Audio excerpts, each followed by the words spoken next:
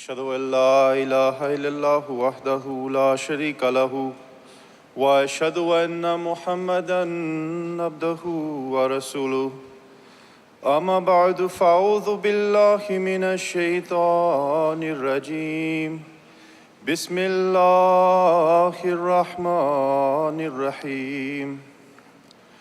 Respected Amir Sahib, distinguished guests, friends of the community, dear brothers and sisters, Assalamu alaikum wa rahmatullahi wa barakatuhu. In these days, it is becoming more and more unpopular to hold positive opinions about Islam. In the media, little light is rarely shed on it, while colossal amounts of coverage are given preference towards showing the turmoil in the Muslim world and various political Islamic figures and groups who are spreading bloodshed and chaos in society. The staunch critics of Islam will stifle any real discussion about Islam and the true causes of Muslim extremism, and will allow public opinion to hold only one narrative, which is that modernity and social values of freedom and liberty are not compatible with Islamic values and Islamic leadership. Even public officials such as Dr. Ben Carson, the cabinet member of the new US administration, are reinforcing the concept that Islam is inherently oppressive and violent. Therefore, in view of the flood of negative coverage and prejudiced opinions on Islam, I will endeavor in my presentation to answer the central question to this whole discussion, which is, can true Islamic values and leadership play any part in establishing peace and justice in the global society, or are they a source of spreading violence and suppression? The answer to that question is the same as the topic of my speech, which is the Islamic leadership of Hazrat Umar, Radhiyallahu Ta'ala Anhu's caliphate, and how he established a peaceful and equitable society. I will thus demonstrate how this one example of Islamic leadership can be a source of guidance for the creation of peace and justice in the world. Hazrat Umar Radhiyallahu Ta'ala Anhu was the second caliph or successor of the founder of Islam, Muhammad sallallahu alaihi wasallam. Just before the death of his predecessor, the first caliph, Hazrat Abu Bakr Radhiyallahu Ta'ala Anhu, consulted prominent Muslims for his successor, and they agreed upon Hazrat Umar.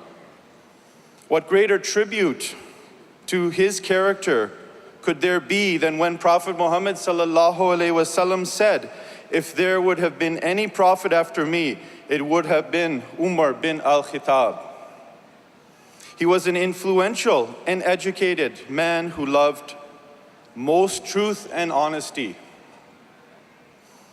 Before really knowing Islam and thinking that it was a danger to society and swayed by the criticism against Islam, he thought it best that he would himself finish Islam by murdering its founder. But yet, upon learning the reality and beauty of Islam, he quickly became the utmost devoted follower of Prophet Muhammad sallallahu alaihi wasallam. His acts of justice were absolute, and acts of kindness graced all for whom he encountered. He was a strong, brave, and decisive leader with a sweet and tender heart. Despite being a caliph in charge of vast amounts of wealth, he had little personal belongings and could always be seen wearing worn-out clothes with many patches. He also forbade his government officials from wearing expensive clothes that the public could relate to them. To the Muslims and the non-Muslims of his state, he was their great benefactor. They all deeply loved and respected him for his treatment of equality. Hazrat Umar Radhiyallahu Ta'ala Anhu took such meticulous care of the needs of his people that he would routinely go in the state at night in disguise to determine their needs. And on one occasion, he found a woman with starving children, and he straight away brought food for them and started the fire for cooking the meal. The woman, not knowing it was the Khalifa, thanked him and said that you should have been the Khalifa instead of Umar. The next two incidences confirm his level of justice and equality towards the non-Muslim public. He would periodically advise his governors to take special care of the non-Muslims and would also himself regularly inquire of them if they had any difficulty. Once a delegation of Muslims came to Hazrat Umar, and the first question he put to them was whether they had any inconvenience from the Muslims. They replied that they had received nothing but the best of fidelity and treatment from the Muslims. He was so deeply concerned for the rights of the non-Muslims who would live after his death that he made an oath to the Muslim Caliph after him to follow.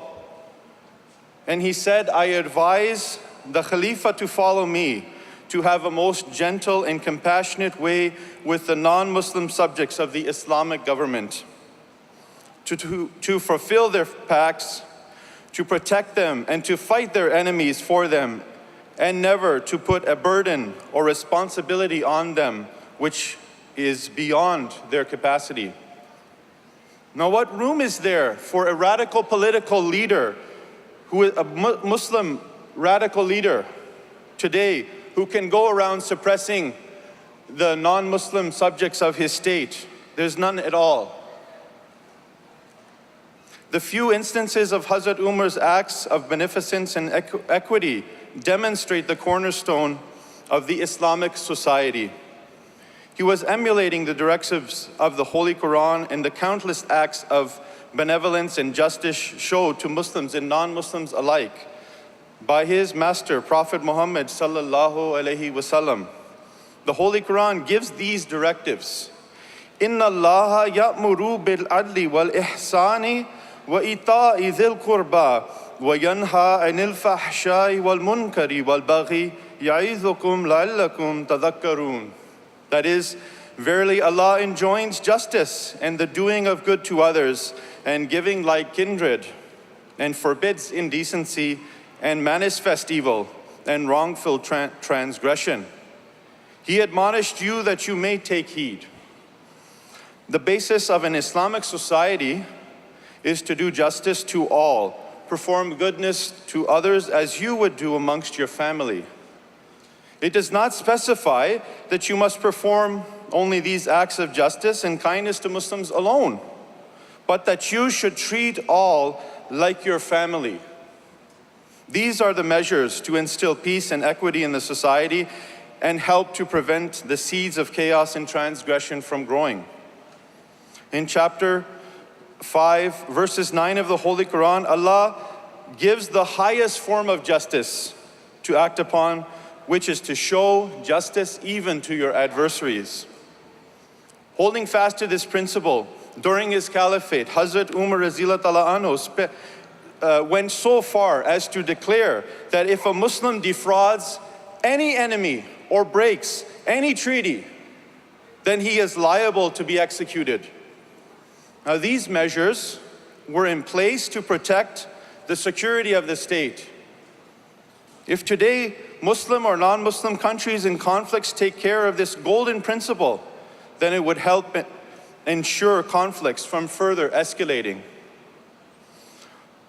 Social welfare for all, as taught by Islam and nurtured by its leadership, developed in leaps and bounds under the care of Hazrat Umar radhiyallahu anhu. The basic needs are outlined in the Holy Quran for all to have food, water, clothes, and shelter.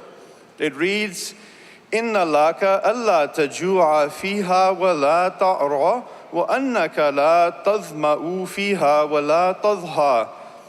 It is provided for thee that thou wilt not hunger therein, nor wilt thou be naked, and that thou wilt not thirst therein, nor wilt thou be exposed to the sun. Following are some of the salient features of Hazrat Umar's social welfare system. A first ever census was taken to record everyone's needs and allowances. Record keeping of taxes wealth was instituted so that the large sums of money from the treasury could be properly distributed.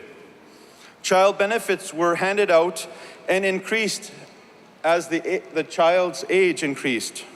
Orphans were taken care of by the state and fixed general allowances given to the weak and disabled. Once Hazrat Umar was informed that some families don't use their child benefits for food, but saved it or used it uselessly. And to this he replied, Allah will help them, give them their right. I prefer to give rather than to take away something. There was also old age pension allotted to Muslims as well as non-Muslims. When Hira was conquered, Hazrat Umar Radhiyallahu Ta'ala Anhu agreed to give pension to all non-Muslims who would be out of a job because of their old age. Once he saw an old Jewish man who was begging, and he told Hazrat Umar the reason was because he did not have the funds to pay the tax for the non-Muslim security, which was known as jizya. Hazrat Umar must have been so taken by this that he said that what a grave injustice is it that jizya is being levied upon such people.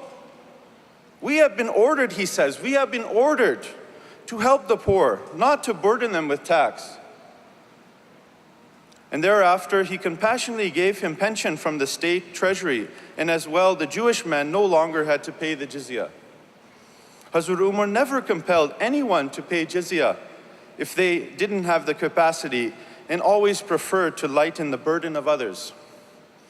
Some other things provided by the social security were food, apparel, shelter, necessary medical care, education, and matrimonial aid. In this day and age where violence and terrorism is on the rise, if a society can provide for the basic needs of the poor and the helpless who sometimes go after terrorism to get the financial aid, if they're able to make them independent, then they will not be persuaded to become indifferent towards the government or persuaded by the money and lure into becoming a terrorist. Hazrat Umar Radhiyallahu Ta'ala Anhu is recognized for highly developing the economic infrastructure of his state and brilliantly running the public administration. He set up a committee for consultation on important matters known as Majlis Shura. Consultation was initiated by the Prophet Muhammad sallallahu alaihi wasallam and was a Quranic teaching. وَشَاوِرْهُمْ fil amr. O Prophet, consult the people in matters of administration. Hazrat Umar would say, no Islamic government can be accepted as being lawful without a system of consultation. Some of his most notable achievements are setting up public treasury, creating provinces, and appointing governors known as emirs, establishing such government departments as the police, tax and revenue, mail and justice. He put courts of justice in every town and selected righteous people for judges and paid the judges and government officials well so that they could not be bribed. And he took all measures to do away with misappropriation of funds and didn't allow his officials to terrorize the people. On one such occasion, a poor man was hit by the son of an official. This official was so scared that he put this poor man in jail to hide him from Hazrat Umar. When this man was released, he somehow went to the Khalifa and told him, Hazrat Umar said, you have permission to slap that son of the official and as well as the official. He took the permission and he slapped the son and consequently injured him.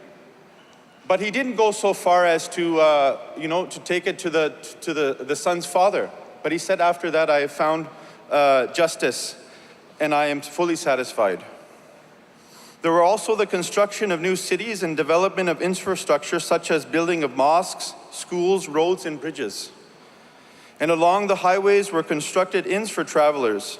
Transportation between cities was provided and major roads at night were lit. There were also guest houses in most cities with free meals for visitors who came from long distances. On creating the police force, he made posts for them, and he also made a regular army with salaries. The Islamic calendar known as Hijri calendar was introduced. Sweet drinking water was provided through a complex system of canals. The canals were also made for irrigation and agricultural development. It is recorded that during a severe famine, Hazrat Umar radhiyallahu anhu did not take any taxes from the people. Providing clean drinking water to each and everyone, even despite differences, was a basic human right afforded by Islam, and something Prophet Muhammad sallallahu alaihi wasallam exemplified when even during battle he let his enemies drink from their wells. Once when Hazrat Umar radhiyallahu anhu learnt from a caravan that their thirsty people and animals were refused water from the locals of his state, he said to the caravan that, "Why did not you attack these people?" This meant that it was a life and death situation. This was the actual case when on another occasion a man died from thirst because again he was refused water from the locals. And Hazrat Umar radhiyallahu anhu decreed that the payment of blood money be given to the dead man's family. This is a great lesson for the world today, as water is one source of strife and conflict in the world.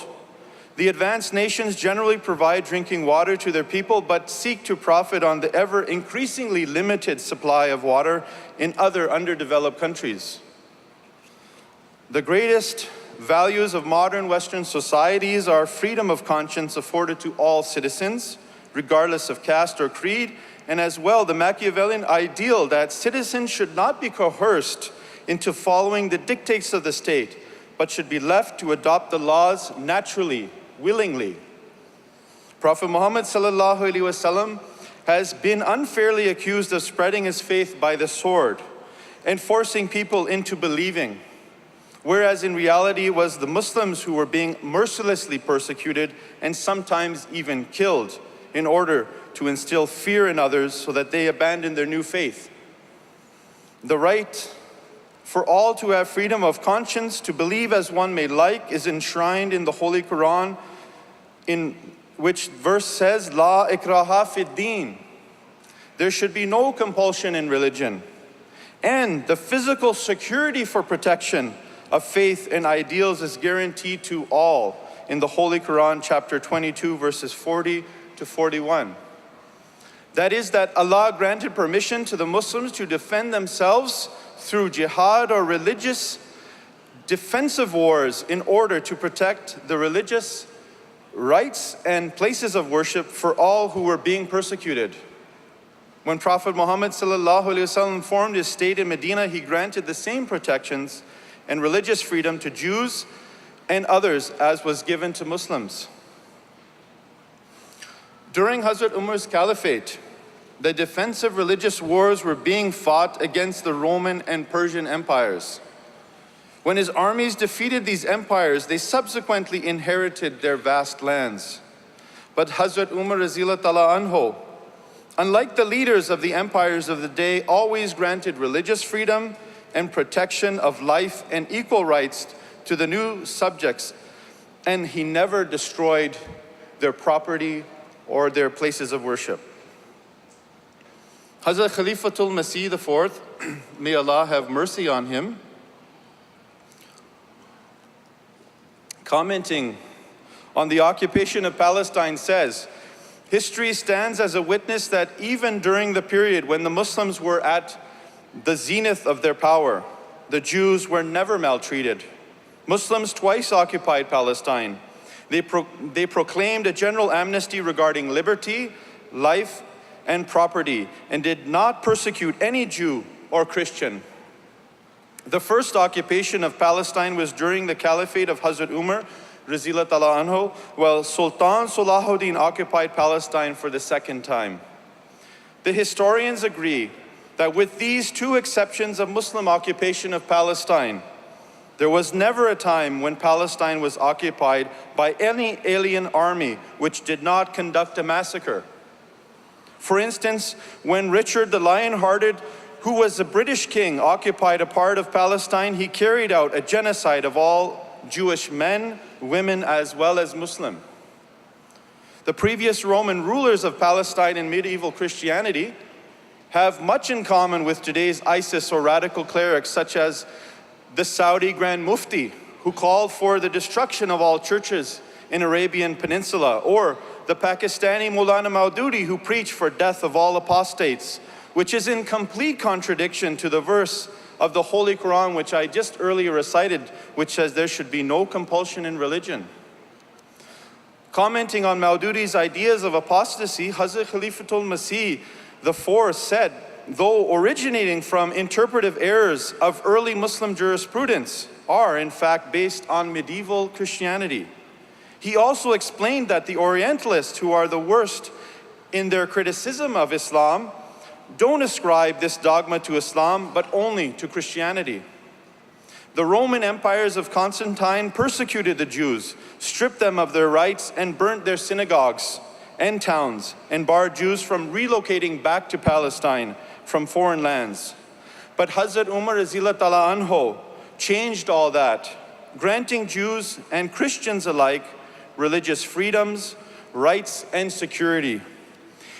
Even though the two empires of Rome and Persia were incited by a group of Jews from Khaybar to fight the Muslims, Hazrat Umar did not unfairly blacklist all of the Jews as enemies or potential suspects of the state.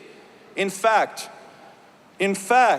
he gave them protection and allowed them to relocate in Palestine. This was in fact the time when their chance to actually come back, the indigenous people were allowed to come back to the land, which now we see in this modern era, they have come back. But this started from his time. And he also gave them military service and allowed them to hold such offices as intelligence agents. And as many instances show that any Jew who had been unfairly treated could find justice during his rule. When they occupied foreign lands, Hazrat Umar Radhiyallahu Ta'ala Anhu did not take over all the property of the people, but just charged them a land tax. And Muslims were not allowed to purchase land in these countries. Many conflicts in the world are due to nations wishing to acquire the resources of other countries. Unnecessary bloodshed could be avoided in the world if this principle was followed of Hazrat Umar Radhiyallahu Ta'ala Anhu, which was not to look greedily on the wealth of others by acquiring their resources. This principle is outlined in chapter 15, verses 89 of the Holy Quran, for helping to establish peace between nations. Another instance reveals that Hazrat Umar Radhiyallahu Ta'ala Anhu's state was not in the business of amassing wealth from other nations, was when his Emir of Syria, Hazrat Abu Ubaidah Radhiyallahu Ta'ala Anhu, could not protect the Christians. He returned the tax for protection, and the Christians were so taken that they prayed for them and said, "May God grant you victory over the Romans so that you may return to rule this land." What example is there in the world where a country coming in and dominating that country, and then the people of that country, they praise them, and if they for some reason are pulled out, and they were praising them and asking them and praying for them to come back. This example is only because of justice and equality to the people. This is only that, in following the teachings of the Holy Quran and trying to establish goodness in the world as directed by Allah. Education was an extremely important part of Islamic teachings that after the battles, Prophet Muhammad ﷺ allowed freedom to prisoners of war, to those who could teach a Muslim to read. Hazrat Umar carried on this tradition of learning in the Caliphate by educating the public in schools on the Holy Quran, Hadith, and other subjects. He made it mandatory for his soldiers to know the Holy Quran and study it well. In his army, it is recorded that there were 300 soldiers who memorized the entire Quran. Hazrat Umar Radhiyallahu Ta'ala Anhu didn't want his soldiers to become prone to the material things of the wealthy people they encountered in the Roman and Persian empires. Thus, he made it mandatory that they camp outside the city centers, away from their allure, and even built entire cities for his armies. Only full-time soldiers were paid a salary, but there were others serving as volunteers. Those who were not full-time, they came as volunteers, and they did not come for wealth or for money. They went there without, on their own backs with their own money. All soldiers were directed to adhere to Islamic principles of tolerance, justice, and kindness when dealing with the people they encountered, which yielded great respect and praise and their friendship. They would have all known the etiquettes regarding war as based in the Holy Quran and Hadith, that they are not to kill anyone unjustly, not to kill any non-combatant in any circumstances, neither harm any women, children, elderly person, a monk, and not even harm animals or trees. Now contrast this to today, the soldiers of ISIS, the senseless killing, rape, and maiming of people who are encountered by these radical terrorists, who come only by the allure of money so that they can somehow fulfill their anger and their hatreds by killing people. IS, or the Islamic State, has tried to establish a so-called caliphate, but it doesn't resemble the true Islamic caliphate in any way. Rather, it seems a mere resemblance of the savage King Richard the Lion-Hearted. Knowledge, or any knowledge at all, of the Holy Quran and Islam is definitely one thing greatly lacking in these young terrorists who are recruited from the West. This is corroborated by their lawyers, namely Mr. Sven Mary, and by a study conducted by the Royal Institute for International Relations, published in March of last year. In the Washington Post, the Belgian counterterrorism official Alan Gringard said that many are essentially part of street gangs. What the Islamic State brought in its wake was a new strain of Islam which legalized their radical approach. Hazrat Khalifatul Masih IV fittingly diagnosed the phenomenon of this violent terrorism among the Muslim nations by saying, "I am fully convinced that almost every form of communal violence witnessed in the world today, wherever that is and whatever cloak it wears, is essentially political in nature. Religion is not the exploiter. It is itself exploited by internal or external political interests. When we examine so-called Islamic terrorism, we discover political forces working behind an Islamic facade. More often than not, the real manipulators and exploiters are not even Muslims themselves. One example of many Muslim countries exploiting Islam for selfish political interests over its people's interests is Libya. Diederik van der Wel, a professor and political scientist at Dartmouth University, believed that the Libyan leader, Muammar Gaddafi, sponsored and used terrorism as a means to rise as a leader in the Arab world. In 2003, the Libyan government accepted responsibility for the terrorist bombing of Pan Am Flight 103 over Lockerbie, Scotland in 1988, which killed 189 US citizens and was the second largest terrorist attack on America after 9/11. The security of Muammar Gaddafi's people suffered for his political ambitions when the oil-grabbing intervention of NATO overthrew the leader, made Libya a stronghold and training ground for ISIS with divided, violent, sectarian chaos. This selfish intervention also put European people in threat as the ISIS base, of the ISIS base because of its closest proximity to Europe. In closing, if both Muslim and non-Muslim countries would follow the selfless examples which I have briefly highlighted in my discourse of Hazrat Umar radhiyallahu anhu, for granting the rights and securities of all citizens of the world first, before personal, political, or national interests, then and only then can we say that the establishment of peace has started in the global society. Jazakumullah, thank you.